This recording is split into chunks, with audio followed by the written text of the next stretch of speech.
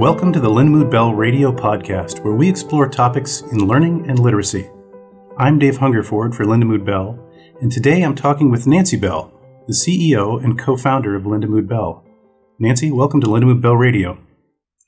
Thanks, David. I'm so excited to be here. I think that you would like for me to talk to you about how Pat and I got started. Is that what you told me? I would. The company and organization has grown from its humble beginnings in 1986 to having learning centers all across the States, internationally in Australia, the UK, and seasonally in Europe. Take us back to those early days. How did it all get started? Well, it started before 1986, and 1986 is when we became Lindamood-Bell Learning Processes. But there's a lot of imagery for how we got started before that, and it was in the 70s. It's been a learning adventure, David. It's what I call our journey to know that's taken us from those very humble beginnings to where we are now, as you mentioned. When I first met Pat, I was a substitute teacher, so you can all picture this. I was a substitute teacher in a small country school in California, and I received, my husband had just returned from, I had just returned with my husband from his tour in Vietnam, and he was looking for a job and couldn't find one. We had young children, and so I began to do substitute teaching in a variety of schools and a variety of classrooms. And I had a phone call one day from a woman named Pat Lindamood that I had never heard of. And she said, I was given your name. This is Pat Lindamood, and I was given your name as someone that might be interested in doing a research project with us in the San Miguel Elementary School. And I said, yes, I would be. And she said, it won't pay very much, and you would be hired as a teacher's aide because we have very little funding for this project. But if you're interested, would you like to meet me? And I said, yes, I would like to meet you, and I would be interested in that. My degree actually was in reading, and that's what the research project was, Dave. So I said, when would I be able to meet you? And she said, how about tomorrow, or how about today at 1 something? And I said, sure. Well, the fact is, I lived an hour and a half away from where we were supposed to meet in the San Luis Medical Clinic, and I threw on some clothes. I was living on a ranch. Threw on some clothes, jumped in my car, and drove 100 miles an hour, 80 miles an hour on country roads and some freeway to get to meet this woman named Pat Lindamood. And I got to the San Luis Medical Clinic, which was at that time just a maze of small offices. It was really hard to find your way through the maze. I had really long hair. I had sandals on, and I finally found this one tiny room. I blew open the door, and there was Pat Lindamood sitting there, perfectly poised as usual, waiting for me because I was, of course, late. Try as I might, I couldn't get there in the amount of time that she gave me. And I opened the door and I said, hi, I'm Nanci Bell. And she said, hi. Oh, I'm glad that you made it. Have a seat. And so she told me about the project. And then lo and behold, she brought out some little colored blocks. And she said, I'm very interested in whether or not people can perceive sounds within words. And I have been working on a test with little colored blocks to see if you can perceive sounds. You remember that test, Dave? I remember the very first time I met you, you pulled out the colored blocks and gave it to me. I probably did. Well, I don't think that you did with me what I did with Pat. So she pulled out these blocks, and so people that are listening can visualize. They're very small blocks, the wooden blocks, little cubes, and they were primary colors: red, yellow, blue, green, black, and white. And she said, she didn't have, at that time the test wasn't published, that later became the Lindamood Auditory Conceptualization Test. It wasn't published, and so she didn't have the same instruction on how to do it that I think I probably did with you, Dave, but because we got it down so that it was pretty easy to understand what you were supposed to do. And so she told me that she was going to give me some words, and I was to move these blocks to show changes. And so she said, for example, and she gave me some examples, like if I went from op to ot, we would change the block if you hear the sound change. And I said, oh, okay. And I was always good in reading and spelling. I didn't think that I was going to have any trouble with that. And so she said, for example, if this says, and I can't remember the exact one, but something like, I remember the one that I messed up, but she said, if this says "iv," and she had a white block and a blue block, so you can picture that, show me what you would do if I said change "iv" to "ip." And so I took out the black block that was representing the V in my mind, and I brought in a new block, and I brought in a green one. And so I had two blocks there, and I looked at it, and it wasn't quite right, so I stacked two green blocks. So I went from a white and black block to a white and two green blocks stacked, and perfectly poised, and the perfect response. She said, "Tell me what you're thinking." Makes me emotional to remember that. "Tell me what you're thinking, Nanci." And I said, well, she said, tell me what you're thinking for the two blocks. And I said, well, for me, P is a bigger block, is a bigger letter. So I felt I couldn't put the block underneath the table, so I had to stack it on there to show you that I was hearing and perceiving visually a P. And she said, oh, that makes perfect sense. So she said, but you don't have to show what the letter looks like, you just have to show the sound. And so from that precarious beginning, she interviewed me, and she liked me, and I liked her. And so she said, well, I'll call you about the position. And so I went home sort of muttering to myself, drove home, what on earth was I doing stacking that block? And I thought, well, if she doesn't call me for the research position, then I'll just keep substituting. We could use the money that would be more money to do substituting than working as a teacher's aide. And then lo and behold, David, she called me and she said, hi, it's Pat, and I would love for you to work in the research project. I now know you live way far out. Can you do that? And I said, I absolutely can. So I drove every day back and forth on a country road in a little car to work with Pat and with all ages of students.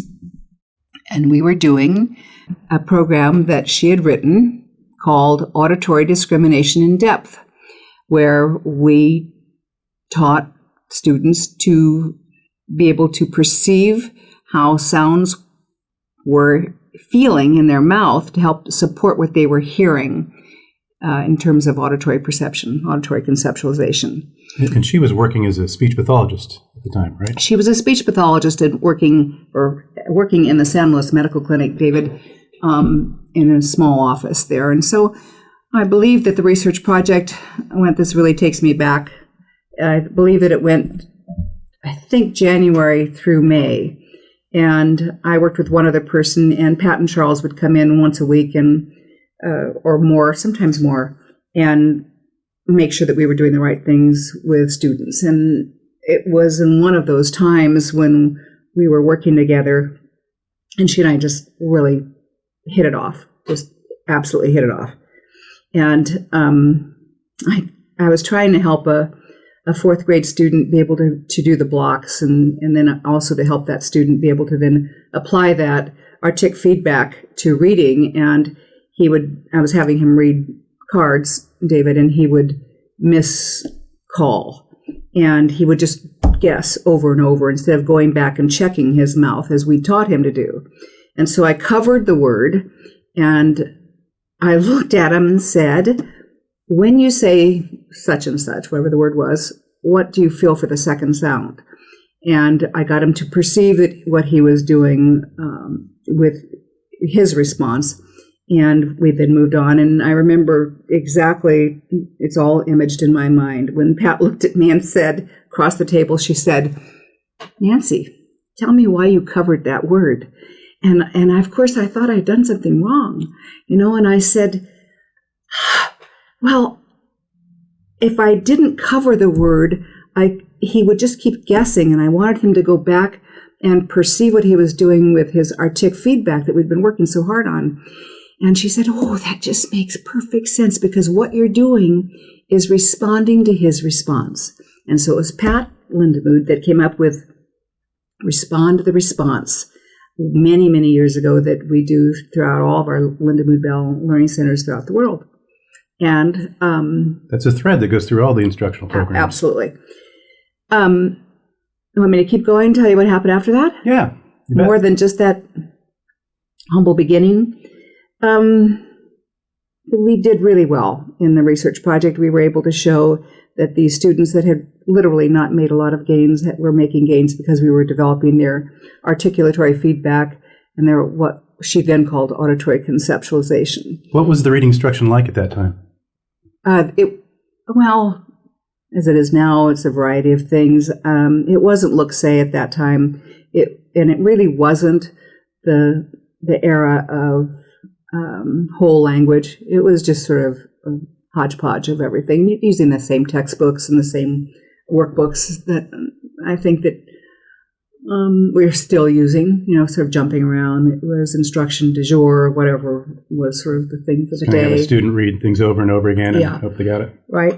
Or try to teach them phonics. I mean, they were still using phonics approach, but the kids could not use the phonics because they had phoneme awareness issues. And now we call it phoneme awareness. At that time, we were all, Pat and Charles and me and the few people that we were working with were calling it auditory conceptualization. And Pat did that because she wanted to be separated from auditory perception. She believed it was conceptualizing the phonemes within the words. And so the project went really well. And the other person that was working with Pat and Charles with me was the wife of the principal. And so when this job ended, where I was the teacher's aide, I didn't know what I would do past that. And so Pat sat down in front of me and said, "Would you like to join me in the San Luis Medical Clinic and join my practice?" And I was flabbergasted, David, because I was the wild-haired, big hair, younger girl. And I said, "Oh my gosh, I would absolutely love that." And she said, "Good, then let's you and me do it." And so if Pat was here, what she would tell you is that she talked with her mom. Violet was her name, and quite a pistol, kind of an enforcer. And she said, I'm going to hire someone to work with me in the San Luis Medical Clinic. I have that small office, apparently what she said to her mom. And I've gone through a list of names, and I keep coming down to, my finger keeps hitting the name Nanci Bell. And I just feel like I need to hire her. And of course, I didn't have a speech credential, so it was a big thing for her to do that, to reach out to me. And if Pat was here, she would tell you that her mom said, "You were meant to be with Nanci Bell." And so, it's a true story, David. And she called me, and I then shared an office, a super tiny office. It just barely fit a table and a chair. And I hope all of you that are listening are still visualizing this. And a phone on the wall. That was that long ago, where everything was a landline. Of course, it was the phone on the wall behind us. And it was an examining room. So all of you can picture that. It was an examining room in a medical clinic. So it had a sink and a cupboard, and that's it. And we stuffed a desk in there, and she would come in certain days, and I would come in other days, and that's how we met. So you'd see students like one-to-one? No. Well, that's another story. As we evolved to where we are now with a couple thousand employees and lots of clinicians, what we did then was we would have referrals from a pediatrician, Dr. Fryer, who would say, someone's just come in and said that their child's not able to read well. It was all local. And so we would do the diagnostic testing. It's essentially the same. We expanded a little bit, but Pat set that diagnostic testing up where we would look at vocabulary and following directions, and her LAC test that I think by that time she had gotten published, and measuring auditory conceptualization, word attack, word recognition, paragraph reading, etc. And we would test them and bring the parents in for a testing consult. And I can remember the days, David, when I was terrified to talk with a parent about their child and their child's potential and what things that I thought we could work on, that there were strengths and weaknesses. And Pat and I did not believe that you would just work on a strength, teach to a strength. We felt very strongly that in order to be able to read, they had to be able to perceive sounds, and we could teach them to perceive sounds in words. And so I was then tasked with talking to, like you, Dave, and saying, Andrew has issues with perceiving sounds in words, but he's got this kind of potential, and I think that we can train him to be able to perceive sounds and words so we can work with his weakness rather than just come in on a strength. And so... Which is exactly what we do today. Which is exactly what we do, which is exactly what we believe. And after the testing consult, then we didn't have any clinicians. It was just Pat and me, and then there was one other woman working with us who was also a speech pathologist. And but I hardly saw her because we had this small office. And so when I was in, she wasn't in. And when Pat was in, I wasn't in and she wasn't in. So Pat and I communicated by phone nearly every morning and every night, and sometime in the afternoon. We were talking all the time. And then in order to develop a weakness and turn it into a strength, in order to turn a weakness into a strength, not to develop the weakness, but to change a weakness and move it into a strength, an area of strength, we knew we had to work every day with the student. But we didn't do 4 hours a day then like we do now intensively. We did 30 minutes a day, and I trained a parent. So it would be me sitting once a week with a parent and the child, and I would analyze where the child was in the process our instruction was, and I would then teach the parent how to interact with them, and I would line out what has now become our face sheets. I would line out an instruction for them to follow. Kind of like a lesson plan. It was okay. It was a lesson plan. And some of you may know it wasn't easy for a parent to work with their own child for a lot of reasons. But one of them was that often the parent had the same issue, what we now call sensory cognitive issue, as their child. And so I was remediating the parents. If it was phoneme awareness, I was trying to remediate the parents' phoneme awareness so that they could then teach their child. And I remember, and if you're still with me in imaging out there listening, you can picture that I have all the imagery for this. I was working with a mother who was helping her son who was dyslexic. And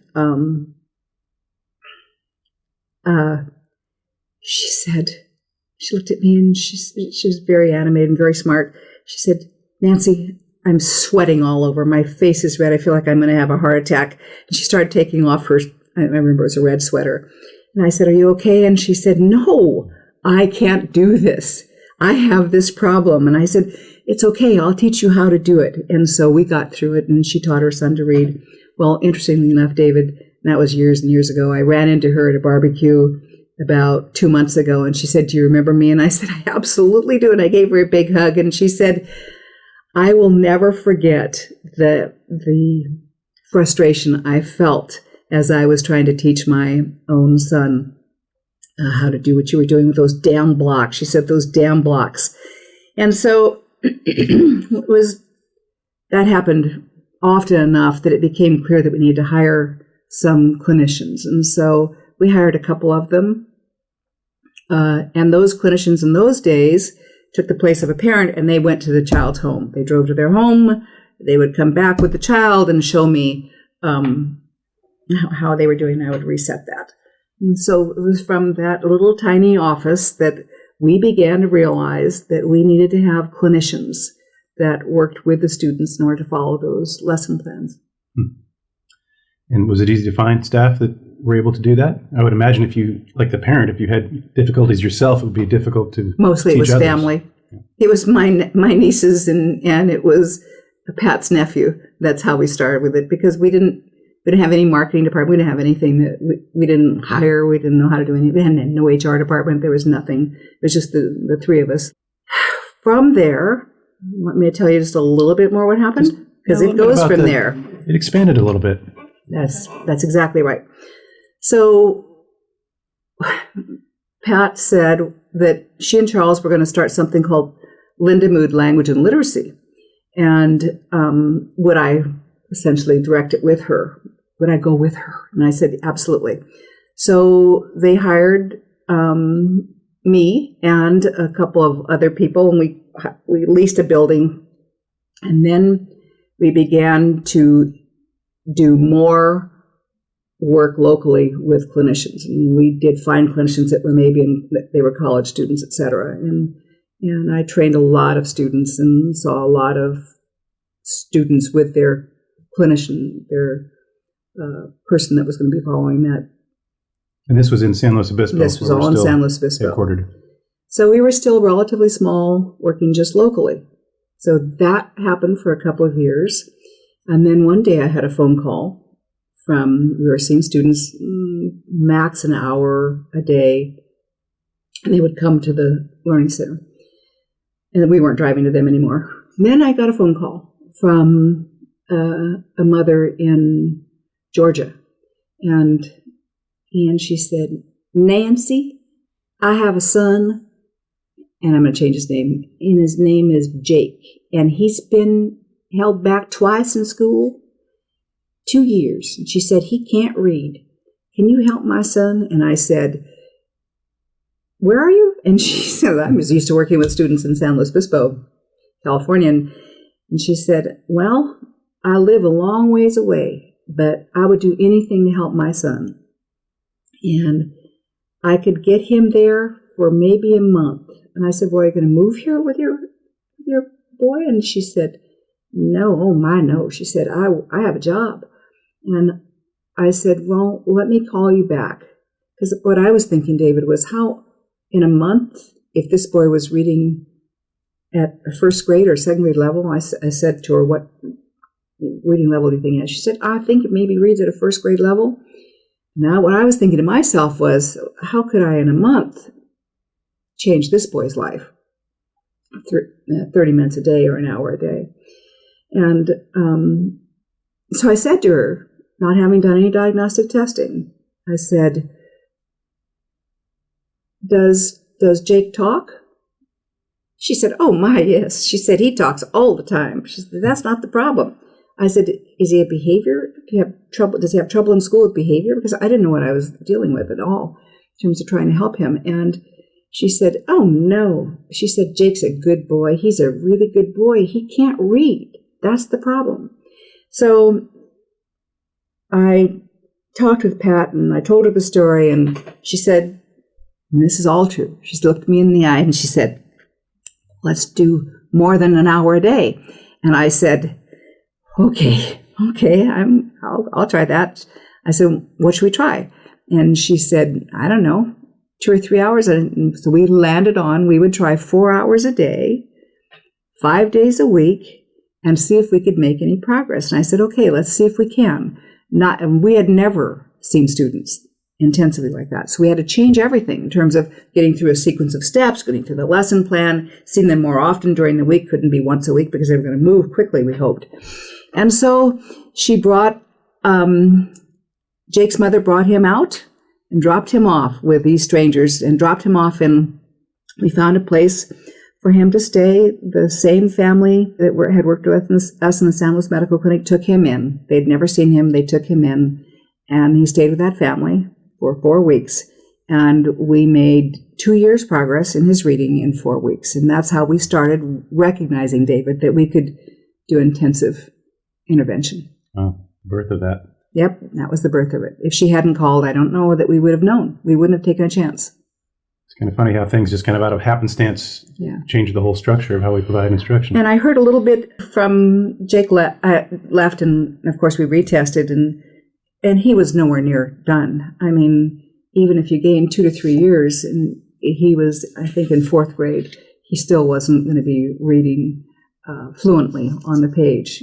But he could sound out words now, and we taught him some sight vocabulary. But 4 weeks is a miracle for him. That's like fairy dust that we delivered. And we did change his ability to perceive sounds of words. And he could use his artic feedback from the program that later became now known as a LIPS program. I heard from him, from his mother. She called me and said, when Jake got home, he went running next door to his neighbor and banged on the door and said, I can read. I've never forgotten it, David. It was super great. It was encouraging to know that we could make a difference like that. Because up to that time, we had really only worked locally. And then it expanded to intensive intervention. And at some point, I'd like to have you back to talk about the changes in instruction, because it's moved well past just the articulatory feedback. Absolutely. It's moved into imaging, which is, of course, what I was doing when I stacked those 2 green blocks. Okay. And we now know, I'd love to talk to everyone about that. But I also want to tell you how we started Lindamood-Bell, because at that time we were not Lindamood-Bell. And just if you have enough time, I'll just tell you that we went from that smaller clinic, I guess, that was Pat and Charles had, that was called Lindamood Language and Literacy. And it was kind of another one of those things where something happened. And Pat called me and said, Nanci, dear, how would you like to join us and do something bigger than we're doing now? And I said, wow, I would love to. And we called it Lindamood-Bell, 50-50, Lindamood and Bell, Lindamood-Bell learning processes. And I said, very, very great. And we then moved to the building that we're still in now. And at that time, we were only in the upstairs of this complex. And now, of course, we have the majority of the whole complex. So. And now we have over 60 permanent sites. And well, we'll have 100 learning camps all over the summer. learning camps all over the summer. So probably 100.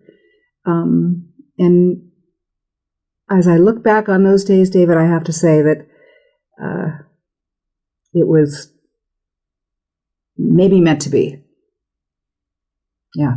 A lot of hard work that's gone into it, that's for sure. Yes. Well, I look forward to having you back again on Lindamood-Bell Radio, and I thank you for your time today. I appreciate that. You're welcome. I know as a My busy pleasure. CEO, it's I'm sure rewarding to look back in the time travel machine and think back to those days. Right, it is, and it's emotional for me to tell you about all my time with Pat. Well, thank you much. You're welcome. And thank you for listening to the Lindamood-Bell Radio podcast. Find more episodes and subscribe wherever you get your podcasts, and follow Lindamood-Bell on Twitter @Lindamood-Bell or on Facebook and YouTube. We are Lindamood-Bell Learning Processes.